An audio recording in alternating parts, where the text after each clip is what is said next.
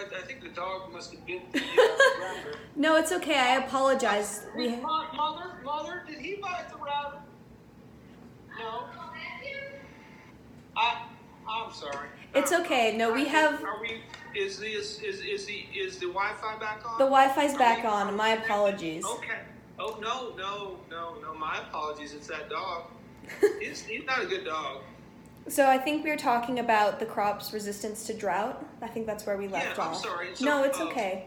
Yeah, so it's like, anyway, so the hot years, that's what makes it difficult, because you have this balance where you have a healthy crop getting enough water, but not so much water where it gets sterile so they don't develop fully. And then, the crop's resistance to drought makes it not as water costly, but water is more and more expensive. You got about 4 states fighting over a limited resource of water here, and so water costs, they're trying to control them, but they keep inching up year to year, and the hotter it gets, the more the water is, the more water we need, and it becomes this escalating cycle. And I bet living in Arizona too, where everything's just so dry. Yeah, I think we get about 23 inches of rain a year where we're at, and that's and where are you now? You're up in Salt Lake, right? I'm up in Salt Lake City, but I actually grew up just 2.5 hours up the road in Flagstaff. Oh, yeah. Well, Flagstaff's going to be about 50 inches of precipitation, but I don't know what Salt Lake is. I'm guessing it must be about 80 to 90, but I don't know. I need to look that up. I don't know. Your guess is as good as mine. Okay. So, as I understand it, too much water makes the bowls not open up to expose the seeds, yes?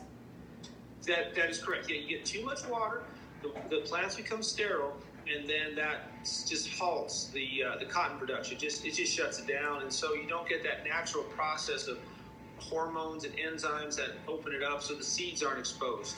So does that mean that you use drip irrigation as opposed to flood irrigation?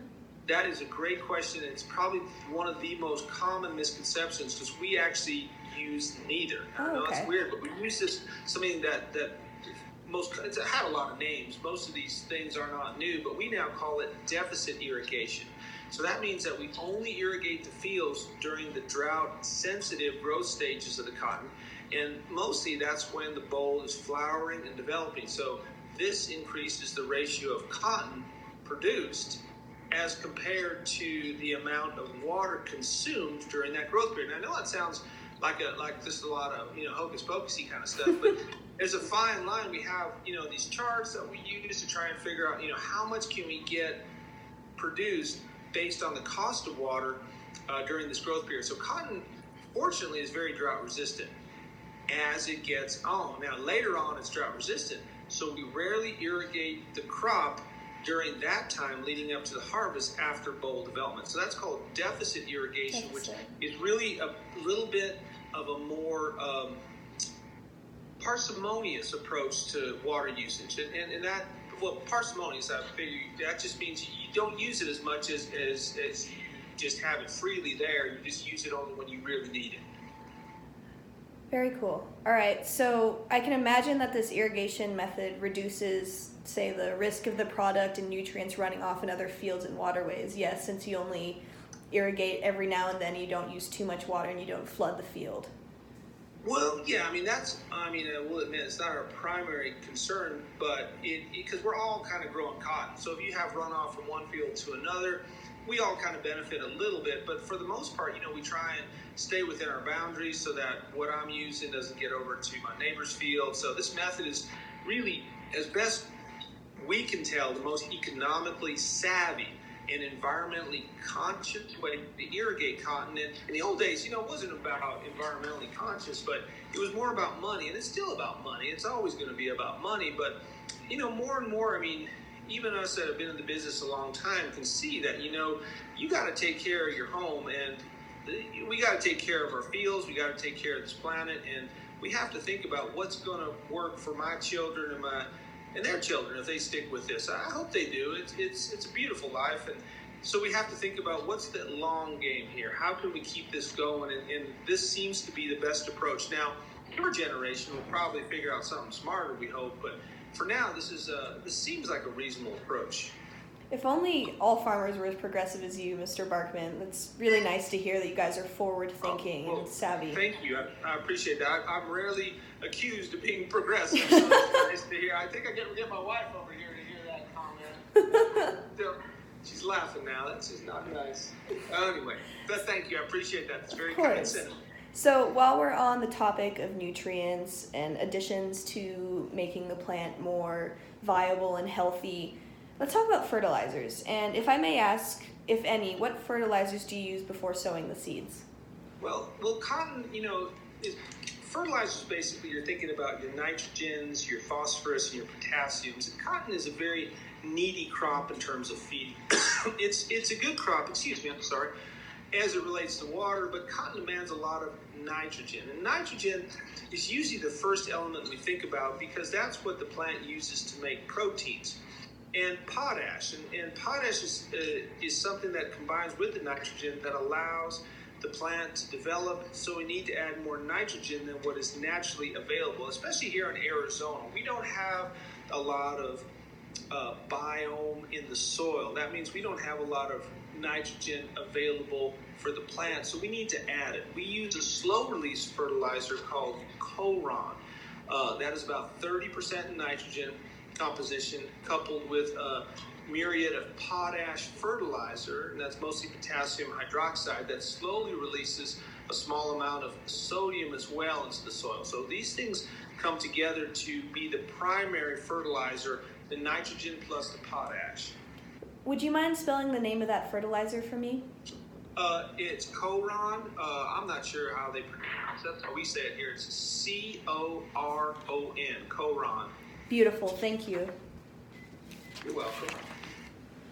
So both of these fertilizers that you mentioned, the myriad of potash and then the nitrogen, Coron, are both of these fertilizers, quote, slow-release fertilizers? Oh, yes. Oh, yeah. You put a fast-release fertilizer, you're going to burn those roots. So since the soil is particularly acidic and sandy, that means that most soil is measured as a balance between clay and sand, and this is more sandy and acidic, meaning it has a pH typically less than 7.4.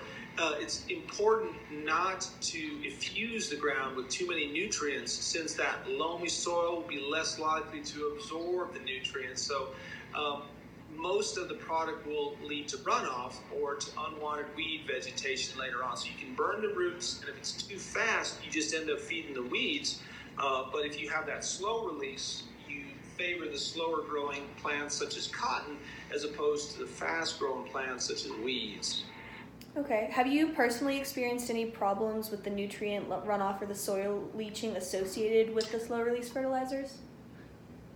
Well, you get used to what's normal. And personally, I can honestly say I've never had a problem with runoff because of the slow release fertilizers that release nutrients slowly over time. Slow release fertilizers, that wasn't around until about 50 years ago. So my daddy and his grandpa, they saw more problems with it. So while they struggled with the nutrient runoff and the eutrophication, as in those days, people had a tendency to just pour heavily infused nitrogen into the ground to really get that strong maximum plant growth.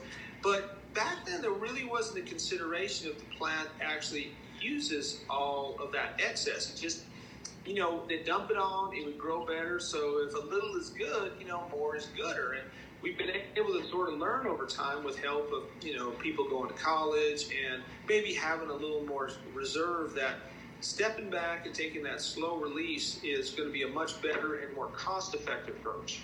Would you mind describing just how a slow release fertilizer works in the sense of like capsules and all that?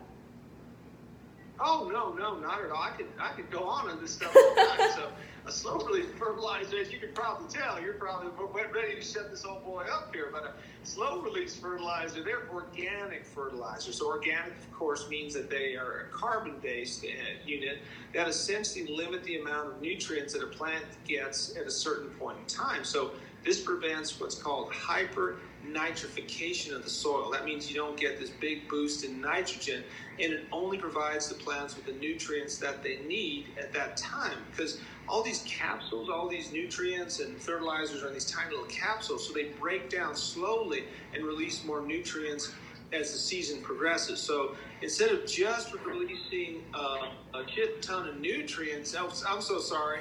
So it's okay. I'm sorry. Instead of releasing a large amount, that was a metric equivalent there. I'm not sure if you do metric up there.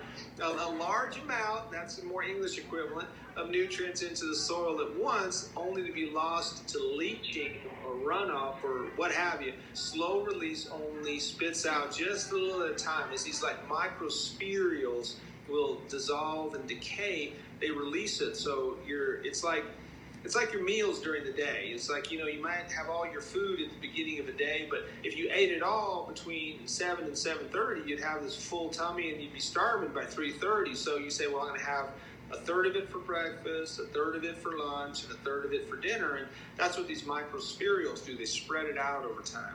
Okay, cool. So it's kind of a progression over time in terms of what nutrients the plant gets. Yes, exactly. Okay, that makes sense. So even though cotton is really dependent on nitrogen for growth, slow-release fertilizers are still the most effective method?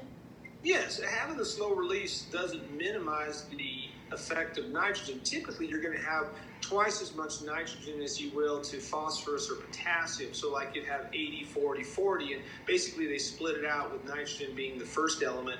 So you're going to have double the amount. So pretty much if you add the components of potassium and phosphorus together, that should sum up to the nitrogen. That's what they put in these coron and in this slow release spherules.